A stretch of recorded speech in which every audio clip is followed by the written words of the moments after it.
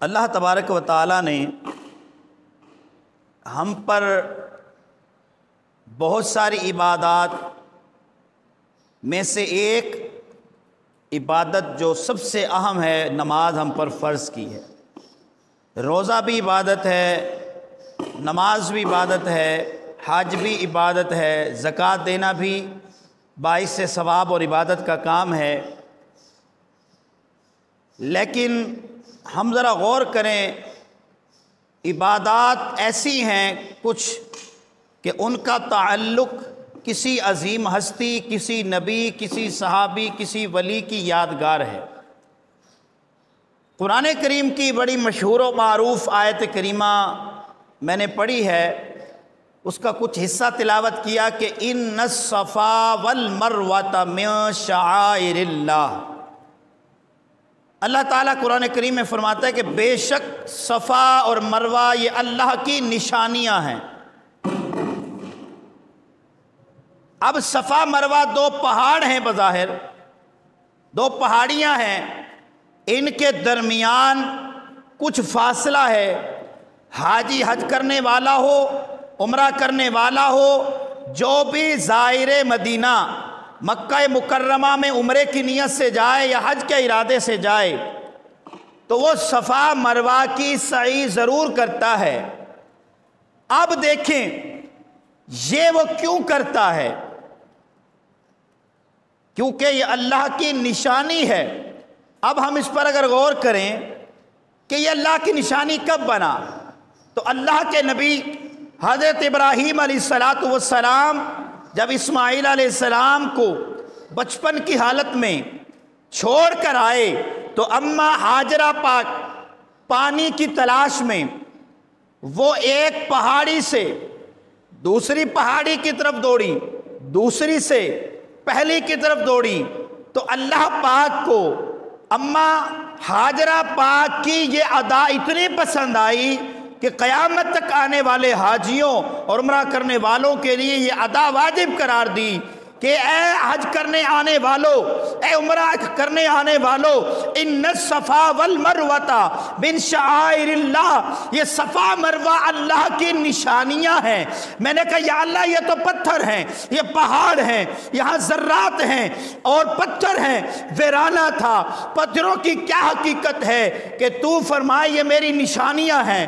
تو مفسرین فرماتے ہیں کہ بے شک یہ پہاڑ ہے، پہاڑ تو اور بھی بہت ہے، لیکن ان پہاڑوں پر ایک نبی کی ماں کے قدم لگے ہیں اور فرمایا یہ میری نشانیاں بن گئی۔ اور قرآن کہتا ہے وَمَن يُعَظِّمْ شَعَائِرَ اللَّهِ، فرمایا فَإِنَّهَا مِن تَقْوَى الْقُلُوبِ، فرمایا جو اللہ کی نشانیوں کی تعظیم کرتا ہے اللہ اسے دل کا تقوی عطا فرما دیتا ہے، دلوں کا تقوی عطا فرما دیتا ہے۔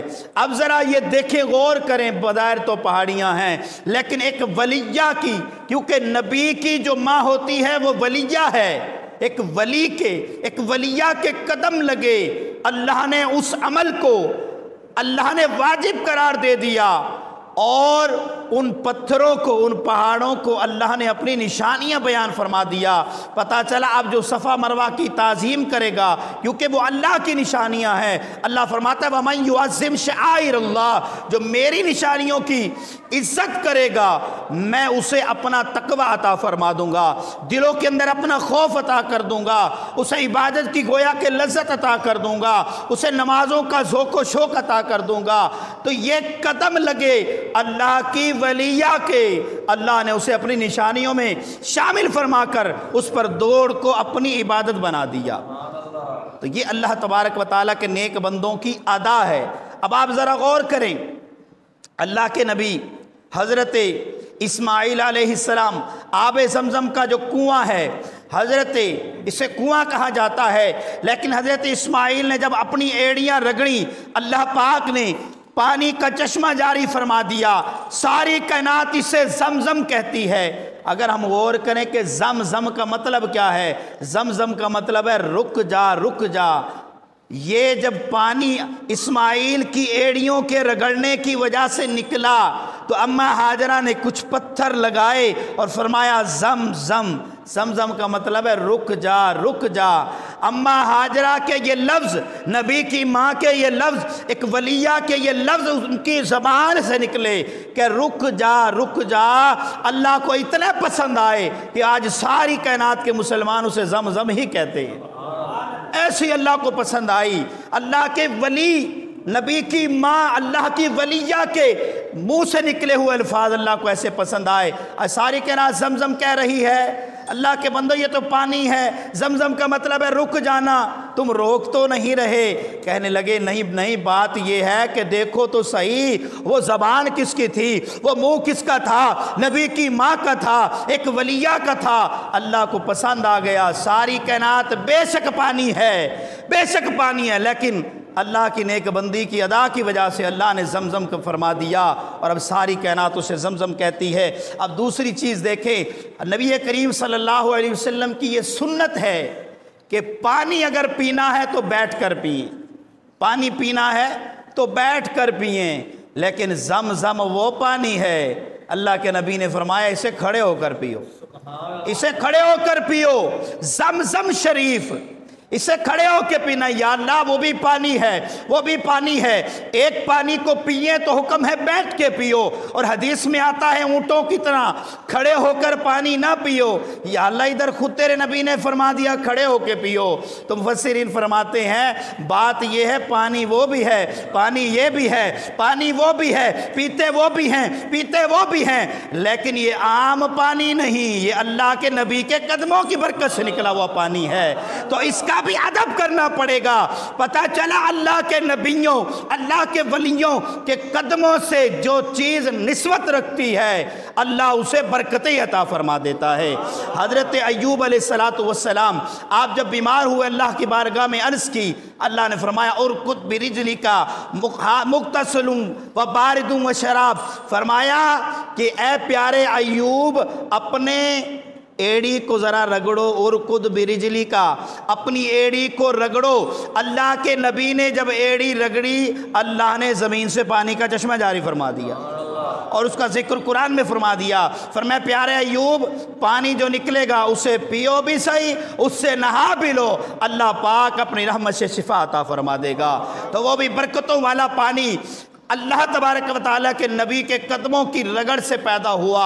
لیکن آپ کو یہ جان کر حیرانی ہوگی کہ کائنات میں بہت سے پانی ہیں، اعلیٰ سے اعلیٰ پانی ہیں، کسی کو کسی ولی سے نسبت، کسی کو کسی ولیہ سے نسبت، کسی کو کسی نبی سے نسبت، لیکن کائنات میں سب سے افضل پانی وہ ہے جو مصطفیٰ کی انگلیوں سے جاری ہوا تھا۔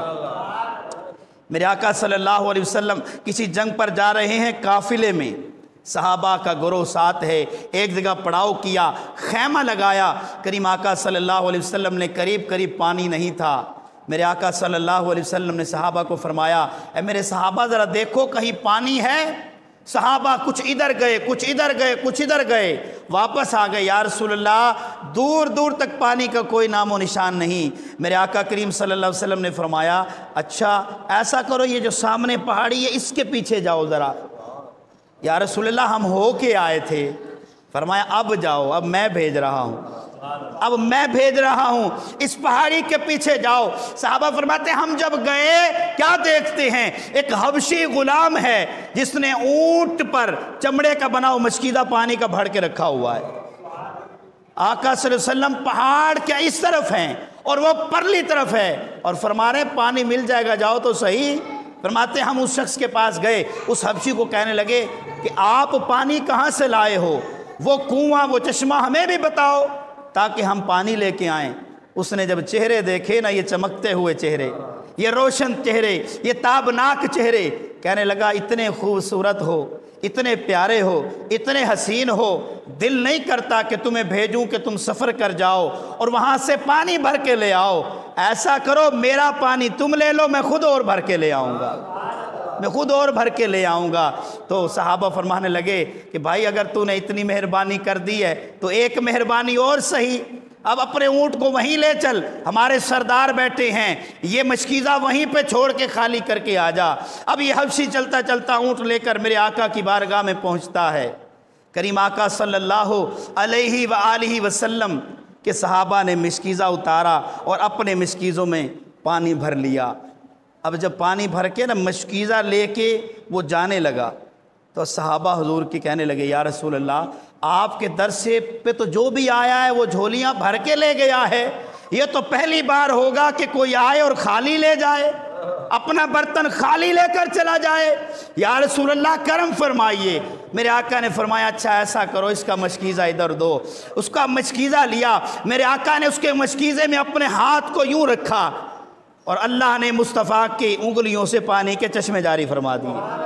میرے آقا نے جب انگلیاں رکھی چشمے جاری ہوئے، مشکیزہ پانی سے بھر گیا۔ اب جب مشکیزہ پانی سے بھرا، اس حبشی نے اس کو گرہ لگائی اور اپنے اونٹ پہ رکھ کے کہنے لگا بڑے حسین چہرے والے ہو، بڑے نورانی چہرے والے ہو، بڑے نیک لگتے ہو، ایسا کرو یہ جو میرا موٹا سا پھینا سا ناک ہے، موٹے سے ہونٹ ہیں، میرا کالا سا چہرہ ہے، اس کو تو حسین کر دو، اس کو تو حسین کر دو۔ تو میرے آقا نے فرمایا میرے رب نے یہ بنایا ہے تجھے جیسا بنایا ہے، اللہ کی مرضی ہے، یخلق ما یشاء، اللہ جو چاہے بنائے۔ عرض کی یا رسول اللہ بالکل ٹھیک بات ہے، بالکل ایسے ہی ہے، قانون تو یہی ہے جو رب نے بنا دیا ویسا ہی رہنا ہے، لیکن جو زمین سے بھی پانی نکلتے ہم نے دیکھا ہے، آسمان سے برستے بھی دیکھا ہے، پتھروں سے نکلتے بھی دیکھا ہے، لیکن قانون تو یہی ہے، پانی نکلے زمین سے، پانی برسے آسمان سے، پانی نکلے درختوں سے، پانی نکلے پتھروں سے، جو شخص انگلیوں سے پانی نکال سکتا ہے وہ چہرے کو بھی خوبصورت بنا سکتا ہے۔ تو کریم آقا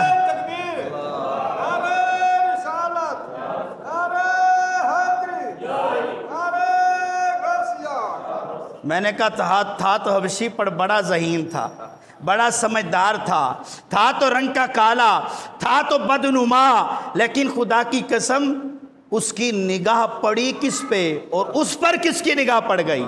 میرے اعلیٰ فرماتے جس طرف اٹھ گئی دم میں دم آ گیا، اس نگاہ عنایت پہ لاکھوں سلام، پڑ گئی محشر پہ جس پہ وہ بخشا گیا، جس طرف اٹھ گئی دم میں دم آ گیا، اس نگاہ عنایت پہ لاکھوں سلام۔ میرے آقا کی جو نگاہ پڑ گئی، اور آگے سے بھی دیوانہ تھا، جب میرے آقا نے اس کی گفتگو سنی، میرے آقا نے فرمایا چل قریب ہو جا۔ وہ قریب ہوا، میرے آقا نے اپنے دست مبارک کو اس کے چہرے پر ایسے پھیرا، جب ایسے پھیرا اس کا ناک بھی خوبصورت ہو گیا، پتلا سا ناک ہو گیا، اس کے ہونٹ پتلے ہو گئے، اس کا چہرہ چمکدار ہو گیا۔ اب پہلے شیشے تو ہوتے نہیں تھے، پانی کے اندر ہی اپنے آپ کو دیکھ کے کہہ رہا ہے کہ یہ میں ہی ہوں، کہ یہ میں ہی ہوں۔ اب اپنا مشکیزہ لے حضور کے قدموں میں گرا، کلمہ پڑا، غلام بن گیا، پہلے مسلمان نہیں تھا، ایمان کی دولت مل گئی، گھر چلا گیا، کسی یہودی کا غلام تھا۔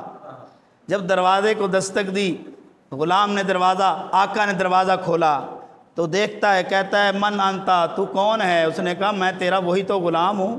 اس نے کہا نہیں میرا غلام تو کالا سا تھا، پھینی سی ناک تھی اس کے موٹے موٹے ہونٹ تھے۔ وہ کہنے لگا بالکل تو صحیح کہہ رہا ہے، بے شک تیرا غلام ایسا ہی تھا، رنگ کا بھی کالا تھا، ناک بھی پھینی تھی، ہونٹ بھی موٹے تھے، بدنما تھا، لیکن ایک خوشنما مل گیا، ایک خوشنما مل گیا، ایک ہنسی مل گیا، ایک جمیل مل گیا۔ حسینہ جمیلاں دا منہ موڑ دیتا، خدا نے محمد بنا کے قلم توڑ دیتا۔ ایسا حسین مل گیا، ایسا جمیل مل گیا کہ ایسا کوئی محبوب نہ ہوگا نہ کہیں ہے، بیٹھا ہے چٹائی پہ مگر عرش نشیں ہے، ملتا نہیں کونین کو، کیا کیا تیرے در سے ایک لفظ نہیں ہے جو تیرے لب پہ نہیں ہے۔ سونیا جو بھی آیا تو نے نہ نہیں کی، نہ کرتا بھی کیسے؟ اللہ نے قرآن میں فرما دیا فَأَمَّا الْيَتِيمَ فَلَا تَقْهَرْ وَأَمَّا السَّائِلَ فَلَا تَنْهَرْ۔ محبوبہ کوئی بھی سوالی آ جائے نہ نہیں کرنی، نہ نہیں کرنی، کیونکہ جب دینے والا رب ہے، نہ رب کے دینے میں کمی ہے، نہ مصطفیٰ کے تقسیم کرنے میں کمی ہے۔ وہ کہنے لگا جی بیسک بات یہی ہے کہ غلام تو آپ کا کالا ہی تھا، لیکن ایک خوشنما مل گیا، ایک حسین و جمیل مل گیا، ایک اللہ کا پیارا ملا جس نے میرے چہرے پر ہاتھ پھیر کر مجھے خوبصورت بنا دیا۔ تو پتہ چلا کائنات کے پانی جیسے بھی ہوں، لیکن مصطفیٰ کی انگلیوں سے نکلا ہوا جو پانی ہے وہ سب سے افضل و اعلیٰ ہے، اس جیسا کوئی پانی نہیں۔